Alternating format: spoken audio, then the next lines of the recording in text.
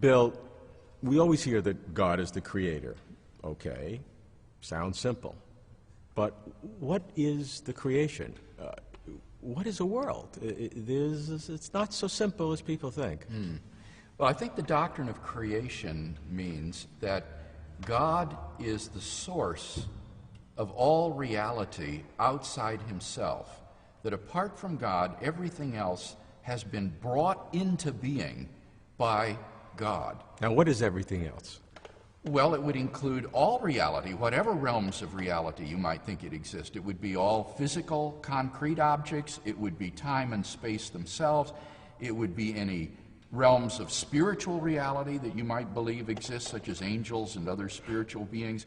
And it would include any sort of abstract objects, if you think that those sorts of things exist. Like mathematics, 2 plus Yes, 2 like equals 4? Or... sets and numbers and propositions and so forth. Anything that exists that is not God himself has been brought into being by God. How about things like causation or logic, operations among ideas? I would see things like logic as grounded in the very mind of God himself. The Gospel of John refers to God as the Logos, from which we get our word logic. It means reason or word. And it presents God as the creator of all things. It says that in the beginning was the Logos, and the Logos was with God, the Logos was God. All things were brought into being through him, and without him nothing came into being. So the idea there is that God is the supremely logical agent, and logic, as we use it, is simply a reflection of the mind of God himself. So everything outside of God himself, God is responsible for, and this is a vast number of things, anything that we can conceive of and anything we can't conceive of. Well, anything that exists. I mean, there are, in a sense, fictional entities. For example, Sherlock Holmes. I don't think Sherlock Holmes exists. That's a fictional character. So God doesn't bring Sherlock Holmes into being unless you think that Sherlock Holmes is some sort of abstract object, as some philosophers do. So everything that exists owes its being to God, and I would say was brought into being by God at a specific time, which implies that the creation or the world or reality outside of God has not always existed. I think that most people don't understand that the idea of creation is inherently bound up with temporal considerations. These things are not just dependent upon God for their being, but they were brought into being by God. Now, you've distinguished between creation, providence, miracles, different kinds of creation. Help me understand the differences. Yes, this is a traditional distinction that theologians have made with respect to God's relations to reality outside of God. On the one hand, creation, properly speaking, is, as I've defined it, bringing things into being from nothing.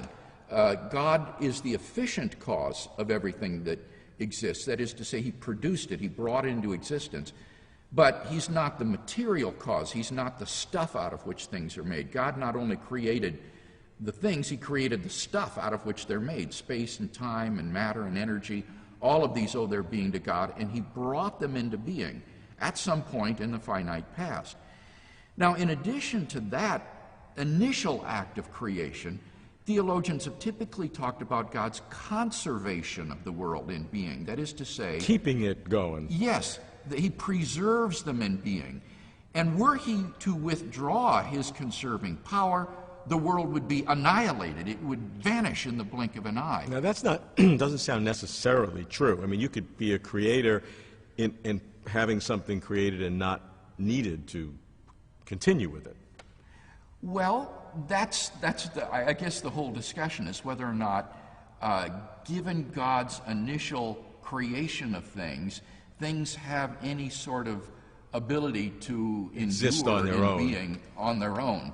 Typically, in Christian theology at least, it's been argued that things are radically contingent in their existence and that therefore need to be preserved in being. So the opposite, the polar opposite of creation, is annihilation.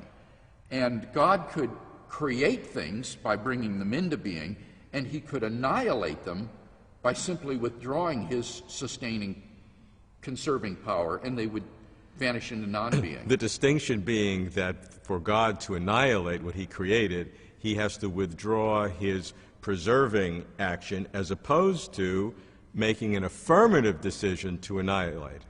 Yes, that's right. The act of annihilating an object isn't like dynamiting it or something of that sort. Or puffing it away. It's more of a passive action. It's just ceasing to maintain it. Is that distinction important? Yeah. Is it important? You threw me for a loop. Good, I like to do that. The difference being whether God has to make an affirmative decision to annihilate, which means that the world he created has an independent existence on its own. Right. God can annihilate it. Or if God just withdraws his active sustenance of the world. I think that by thinking of annihilation as the withdrawal of God's sustaining power, rather than as an active destruction, it underlines the contingency of the world upon God in a way that exalts God's power and majesty. Whereas if the world has some sort of positive inertia in being on its own that would require God to blast it out of existence, that would tend to make the world less contingent on God, more independent of God, and therefore would perhaps be thought to diminish God's greatness and power. So in that sense, it perhaps highlights an important difference. But isn't this just a human philosophical intervention, imagination of which way might be better? We don't have any real knowledge of how God is actually doing it. Well, the question would be, what philosophical analysis is the best?